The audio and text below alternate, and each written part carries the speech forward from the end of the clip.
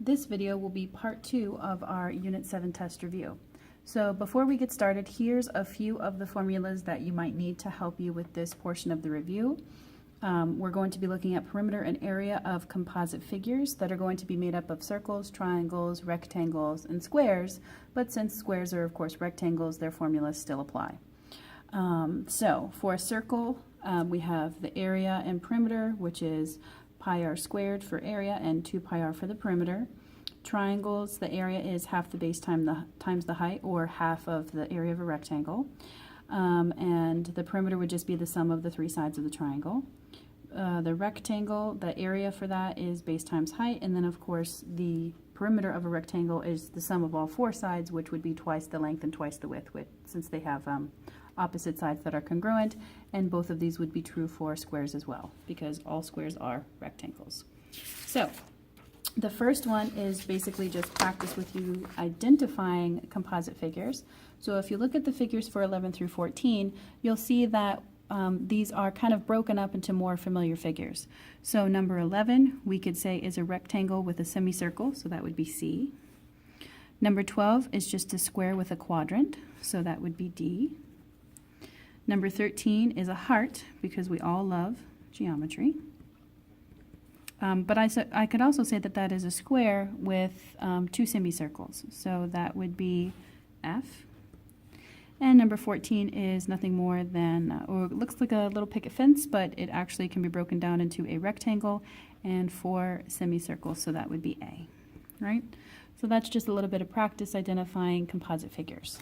So down here next, we have 4 questions, and since 17 and 18 are a little more involved with area, I'm going to go ahead and skip doing the area on 15 and 16 because I think we'll get enough practice with area on these 2 questions. But I'll still post the answers to those 2 if you are curious.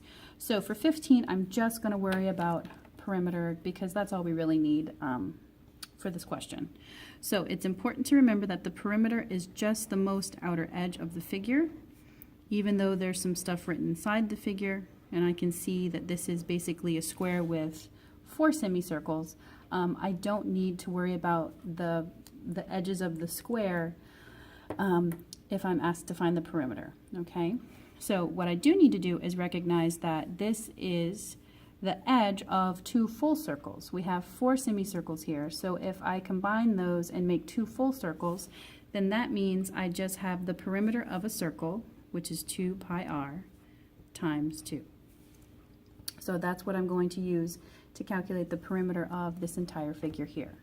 So I need to figure out what the radius for this figure is.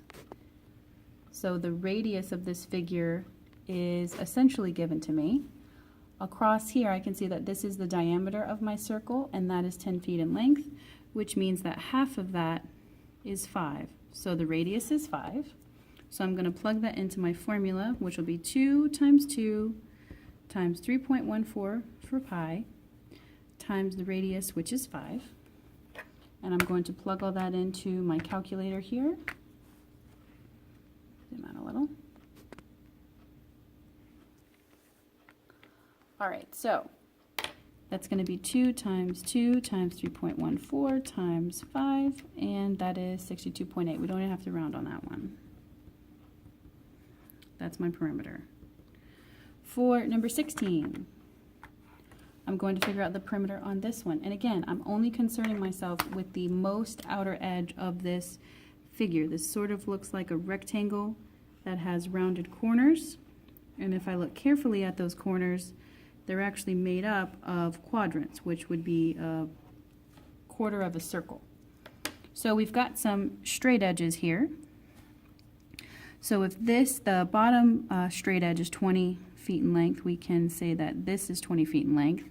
Likewise, if the far right here is 7 feet, we can say that this dimension is also 7 feet.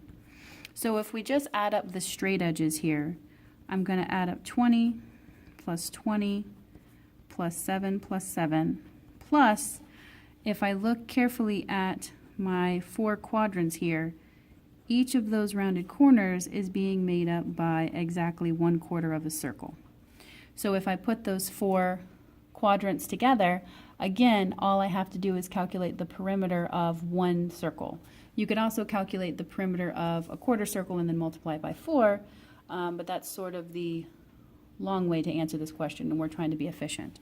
So again, I've got a quarter of a circle here, a quarter of a circle here, a quarter of a circle here, and a quarter of a circle here. That makes one full circle. So I can find the perimeter of that using 2 pi r again, and the radius for this problem is 3. Right there, it gives me that it's 3. Okay, so if I plug all that into the calculator, this is going to be 20 plus 20 plus 14, which is 54.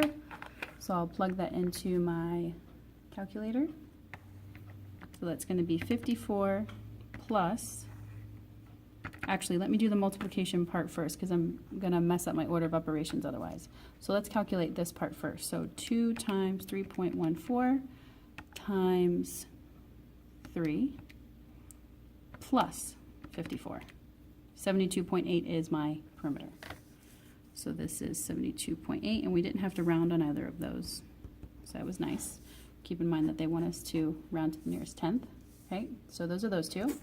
Now let's look at 17 and 18. So these are a little more involved, and they require us to find the area of the shaded region. For number 17, we have a circle. Now, the parts of the circle that we want to find the area of, they're not nice parts of a circle. It's not like we have a half a circle or a quadrant or anything like that.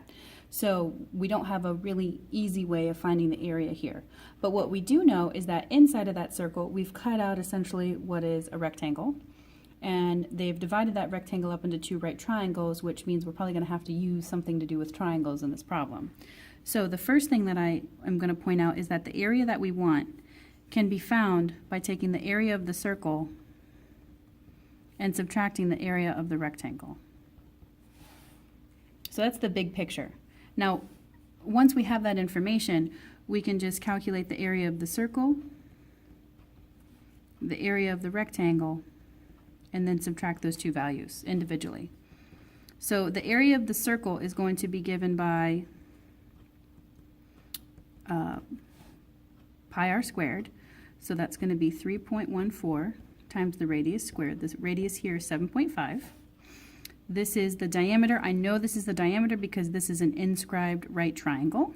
So because that's an inscribed right triangle, I know that this side that's making up the hypotenuse of it is the diameter. That's a theorem that we learned. It's the inscribed right triangle theorem.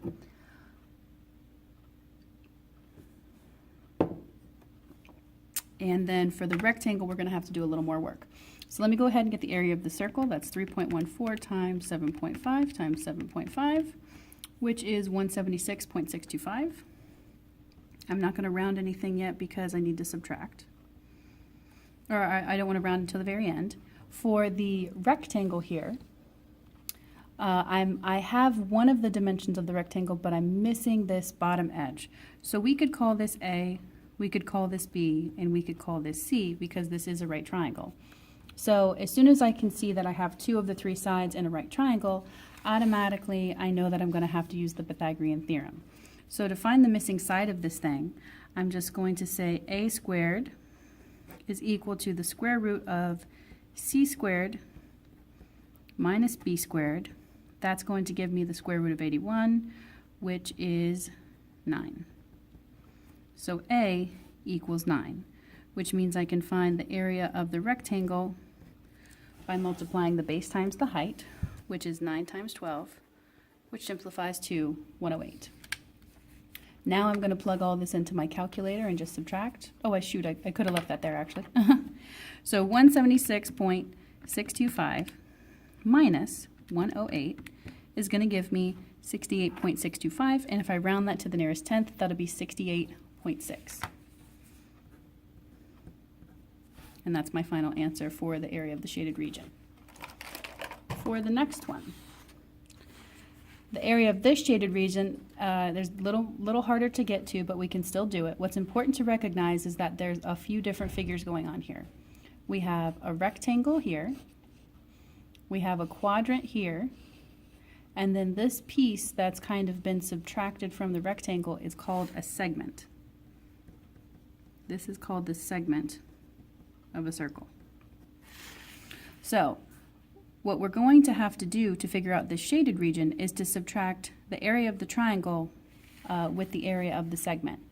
But to get the area of the segment, I'm going to have to find the area of this quarter circle, which is a quadrant, and subtract the area of the triangle that's making up this part right here. So this one's got an extra step from the previous one. So I'm going to turn my paper sideways here just to give me some more room.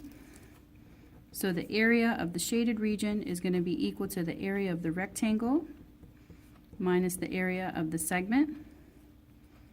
And the area of the segment is going to be equal to the area of the quadrant minus the area of the triangle. So we'll just quickly calculate all those areas and subtract. So the area of the triangle is half the base times the height. So I can see that this side here is 12.8 yards. And because this is a quarter circle, I automatically know that both of these are radii, meaning that this side is also 12.8 yards.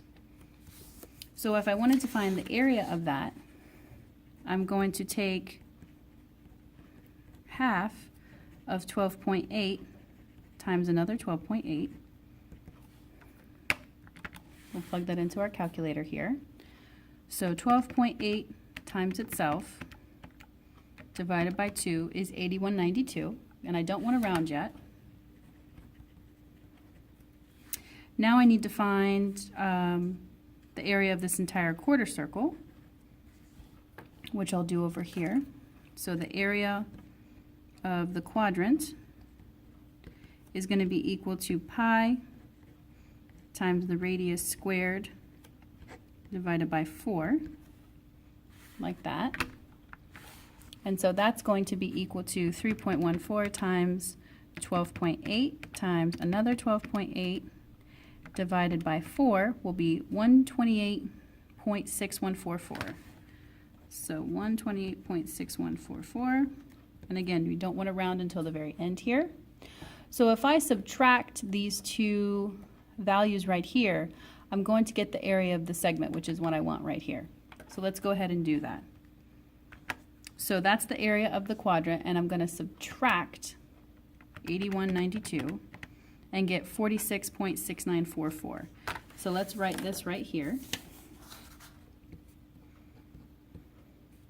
6944. So there's the area of the segment, and I'll copy it up here. So we're subtracting 46, 69, 44. And now all that's left to do is to calculate the area of the rectangle. And that's easy because they give us the dimensions of the rectangle. So the dimensions are 15.6 times 7.9, which is 123.24. And if I round that, I'm going to round this in the next step. So 123.24 minus 46.6944, which is 75 and change, and I'm going to round that to be 76.5, which is my final answer. So again, this one had a little bit more work to it. We had to calculate the, initially we figured we had to subtract the segment from the rectangle. But to get the segment, we had to subtract the triangle from the quadrant. So this one had an additional step from the previous step. But it's still just using all of the basic formulas that we've learned throughout geometry. And that concludes part 2 of our Unit 7 review.